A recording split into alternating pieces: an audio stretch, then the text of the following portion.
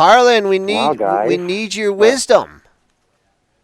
We got a whole theme pops to fade. I think last week you were on the show. We were talking pops to fade. We're still running with that theme.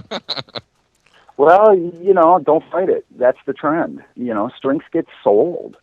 Go back to the price line chart one. Sure. What are you thinking about the price line chart? Well, I'm just going to point something out. How to keep it really, really simple. Not that I'd be picking off price line because, it's $1,000 stock. How many shares can you really get? Yeah. It's usually 2-3 points wide, too. Spread's tough. Yeah, exactly. Just look at the stock, that first one he had, off its peak, off its March highs. Okay. 13, when it's almost $1,400. Yeah, $13.69. Right. I'm kind of waiting for the delay here, but you want to go back and look a little bit further? Yeah, just a little bit more. More than he just wants to see. He wants to see March, Joe, the beginning of March when the stock was up there at 13.78. Okay, so, yeah, it should be there. Yeah, that's a little bit too far. Getting better. So, but at any rate, if you look at the chart, up through let's say March, it was higher highs and higher lows. All you had to do is just buy the pullback while it was in confirmed uptrend. Now, I want you to flip that over. And now look at it. Flip that over it's in a clearly defined downtrend. So every time it pops, you just do the opposite. You sell the pop. Yeah. So, that's how you keep it really simple. And I've seen so many charts this morning. I've seen, you had a chart of Yahoo. Same thing. I forget what scale it was. But, a downtrend is, look at that one. Look at this. There you go. Look at price line. Every single pop gets sold. What's the overall trend of that stock? It's down. Yeah. Just think the bunny hop to the downside. So, why do you need to fight it? Twitter, it's locked in a downtrend. Yelp, it's locked in a downtrend. Yeah. So don't try and fight these things. Sell the strengths. I mean, look at Trip. You're right. You just kind of nailed it. Anybody who went for that wild ride last night, what do you think they're going to be thinking today? Get me out of that open. Here. I'm out of here because strength is getting sold and the pops are getting sold. Even stocks that are, in new high territory, when they come out with earnings, if they pop, typically right then and there, they get sold off immediately. So, I really wouldn't fight it. As long as the stock is in a clearly defined downtrend, don't even try buying it. If it bounces, let it bounce, and when it's done bouncing, if it starts to roll over, then you sell it short. So, that's pretty much keeping it simple. Just flip your thinking over from when we were in a clearly defined uptrend. You buy stocks that are pulling back off highs in a clearly defined uptrend. The flip side is you sell short stocks that are in clearly defined downtrends as they're bouncing. So, where's it all going to stop? Yeah, you're getting paid for doing that exact strategy right now. That's exactly it. Strength just keeps getting sold. And it's almost as if, they use these pops that we see in earnings to lighten the load. If you're long 1 million shares, you see a stock that pops on earnings 5, 6, 7 points, and you're like, ooh, here's my chance to get out while the getting's good. Yep. So, and it seems as if that's what's occurring. As far as and all the action is taking place in the NASDAQ. So, as far as the S&P, gosh, since March, it's been a little over 2 months, and it's just chewed you alive. Yeah. But the NASDAQ is much further. The NASDAQ is the leading index. It leads the market in both directions. It leads it up. It leads it down. So if you subscribe to that theory, it's only a matter of time that before the S&P just might give it up. It seems like it's a step behind. And you're starting to see some of the. I was going to say you're starting to see some of those other sectors do the exact same thing. Like we were led out by the techs and the big momentum stocks really leading us down here. But now we've seen the financials in the last few weeks start to get weak, and now we're even seeing like big pharma here, which is typically defensive. Like Pfizer's been absolutely killed the last 3 or 4 days. Merck had a terrible day yesterday after being up the entire pre-market. They were doing exactly what you said, Harlan. They were using that pop yesterday morning when they were selling that healthcare business business there to bear. And they used that. They came in, they sold that stock. They sold it right from the opening get-go and sold it all the way down. And now Merck's actually down another 50 cents here today. So you're starting to see some of these sectors that have been, you're holding up quite well, starting to get weak. The only one I'm really noticing that hasn't started selling off yet is the energy sector. I'm just wondering if it's just a matter of time there as well. Well, I kind of talked about that a few weeks ago. I mean, sure, it's the only one that's holding up well. I'm not saying we're in a bear market, but the old adage, which I'm sure a few of you have heard, in a bear market, they get them all eventually. If indeed you want to follow that script to a degree, minus the word bear market, when are they going to get the energy? It just kind of makes you wonder. I look at a stock like FANG, F-A-N-G, off of a daily. Hey, it's in a nice, clearly defined uptrend, but you know what? It might be putting in a double top. You look at PXD. It was in a nice uptrend. It was pulling back off its highs to the 50-day average. They came out with earnings, and what did they do? Instantly sold it off right on the announcement. So you are starting to see some of those names put in early patterns, early warning alert patterns that we call them, saying, hey, you know what? A change in trend may be about to occur. So, at least no pun intended, at least it bears watching. So, you just want to be a little cautious on that, because if money is rotating and we see it rotating and it's, it rotates out of strength. I mean, look at all the stocks that got hammered on the NASDAQ in the last 2 months. Yeah. Well, now start to look at all the energy stocks. Don't they just all start to look, it looks like it's getting to be a real crowded trade. It's like all the momentum guys are saying, hey, I'm looking for strength. Well, yeah, there's where the strength is, so they're all piling into that area. And that whole area, it's starting to look like a lot of these momentum stocks just before the momentum stocks got rolled over. So, you just want to be cautious.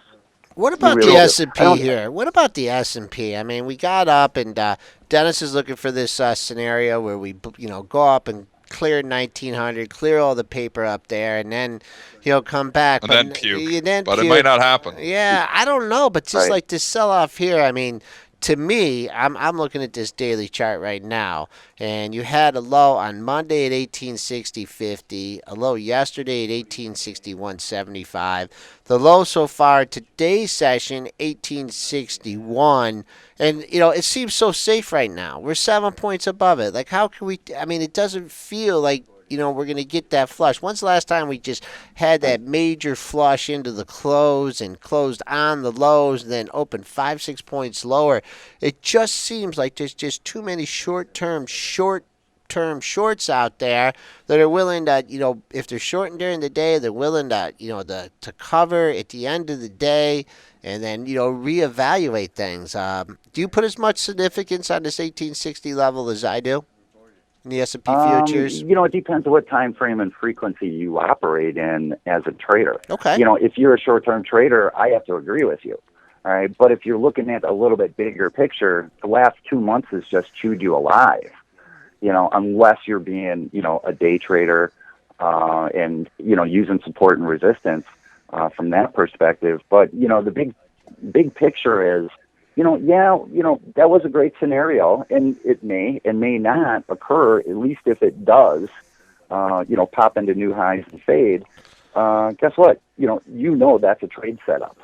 So if it happens, you know what you need to do. But the market's the boss, and the market doesn't care what you want. It's going to do what it wants regardless.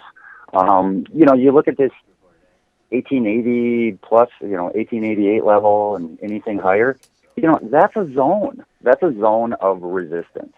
Mm-hmm. So, the other side of the thinking is we may not go up to that level, and that may have been good enough. And, that scenario that me and Dennis were talking about last week, where, you come out, you hit new highs, and then they fade it right away. Maybe if everybody knows that's the trade, maybe the market's saying, you know what? We all know that's the trade, so we're not going to let them have it. Just like, everyone goes, hey, there's a head and shoulders top on the market. There's a head and shoulders top. Let's short the neckline. Well, you don't want to short the neckline because if everybody sees it, When everybody starts leaning one way on the boat, you don't want to lean that way on the boat with them. Okay, so two-part question along here. those lines. Two-part question here. So let's say you own Twitter, okay, and small investment in your portfolio here, and you didn't get spooked out on that move yesterday. I mean, is there any hope for owners of Twitter here for this thing to get back to the $40 level? And then also, I know this way below all your averages and anything. What if someone's like, okay, I sat this out, I haven't participated, I'm looking to invest in the company. What advice would you give to that person? I would say just look at the overall trend of the chart that you have on your screen right now. What is the overall trend of that stock? It's down. There's nothing else to talk about. Do you see any bottoming patterns? Do you see any, bases being built? Nope. All we see is they slam it, it bounces, and strength gets sold all the way down.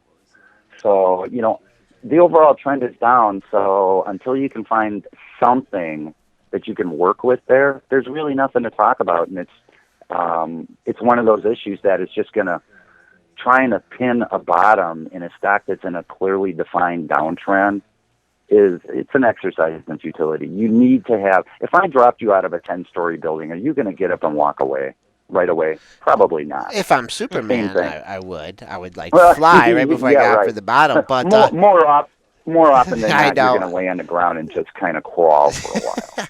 What? Okay, so you said I couldn't think of a different analogy. No, I know that's okay. That's okay. But you said if you're looking for some kind of bottoming pattern, I mean, would that be to me and Dennis, we like to look at the double bottoms or triple bottoms. Is that the kind of pattern you're looking for, or are you just looking for some? You want to see that trend, I think, Joel, because it's all about trends, right. Harlan. Oh, I forgot. It is. Down. Okay. Well, you do want to see some sort of bottoming pattern. I mean, you want to see, look at, what was it? December, you saw gold hit a low. It bounced, and it came back in December and retested that low for a double bottom, and it got a reaction to the upside off of it. I think Apple did the same thing back last year.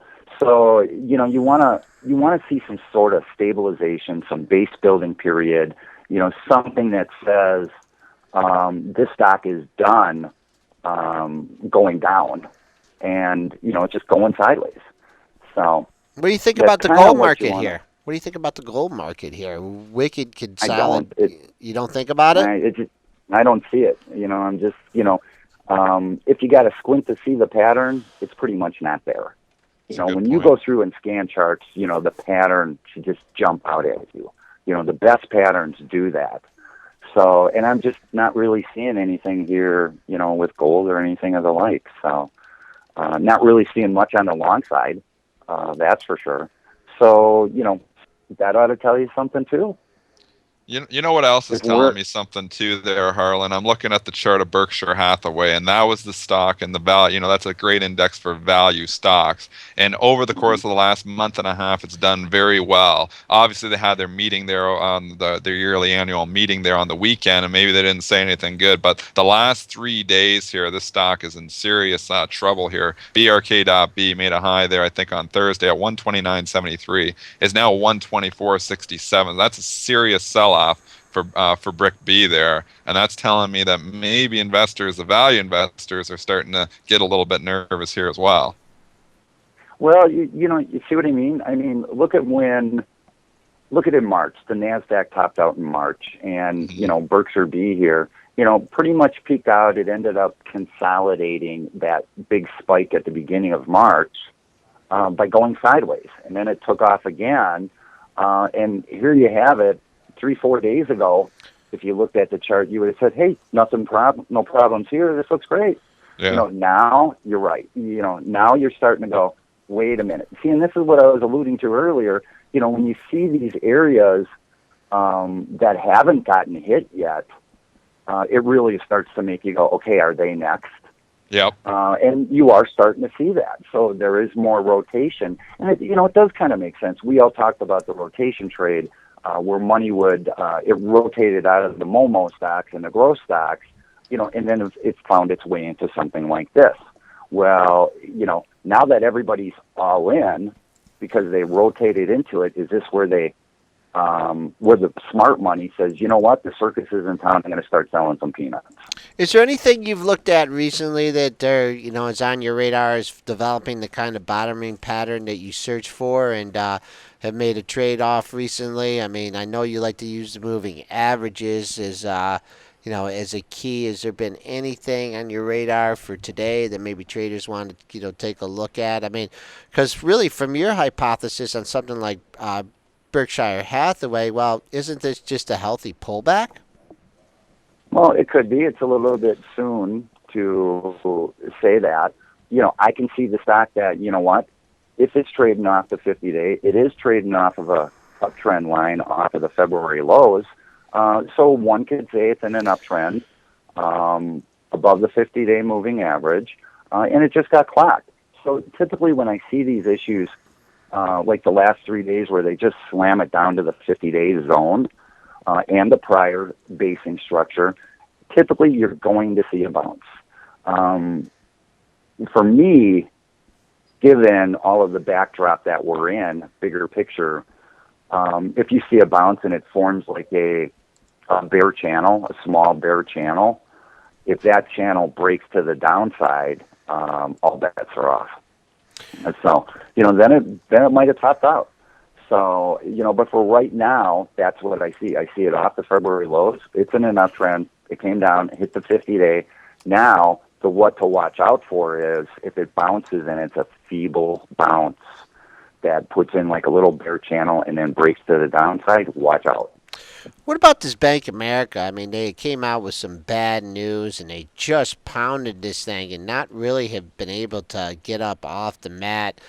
Did take out the low of the move yesterday. This is this too far beneath the 50-day for you to have on your radar? Yeah, I'm not really watching the banks because there's not a lot of what's the symbol? BAC, right? I keep getting going. Yep. Yeah, I mean, look at a scale on this stock. A big move is $1. When you really start to look at a stock like this, a big move, you're looking at it since first of the year through March. I mean, what did it do? Maybe $16 to, if you got lucky, you got a spike high of 17.50, 18. That's talk about trying to grind out a return. It just doesn't have a lot of scale, so I tend to shy away from that. But there is a really good, the chart that I'm looking at is a 6-month daily. It just goes to show you what I'm talking about with the Berkshire, and that was in April before it gapped down at the end of April. And there it is. You can kind of see it. It hits a low around 1550-ish. In the middle of April. Yep. And you get that little snapback rally. Yeah, relief rally. Yep. That's what I'm talking about. If Berkshire does something like that, that's a little bear channel. Now look at that chart you got on there right now. What's the overall trend off of that March highs? it's pretty ugly. Yep. Yeah, it is. Yep. So, the overall trend off the March highs right there, it's in a clearly defined downtrend. So, just think the bunny hop to the downside. 2 steps down, 1 step back. 2 steps down, 1 step back. And so on. And that's what it's done.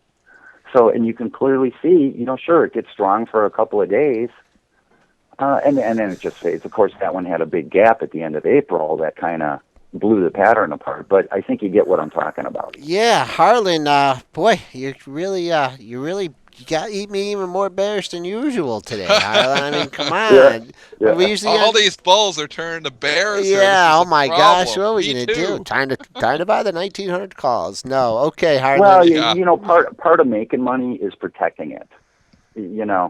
So often, hey, what do you like? And let's buy this and let's buy that. And it's like, you know what? Sometimes the best trade is no trade. If we keep you out of a name because what we're seeing.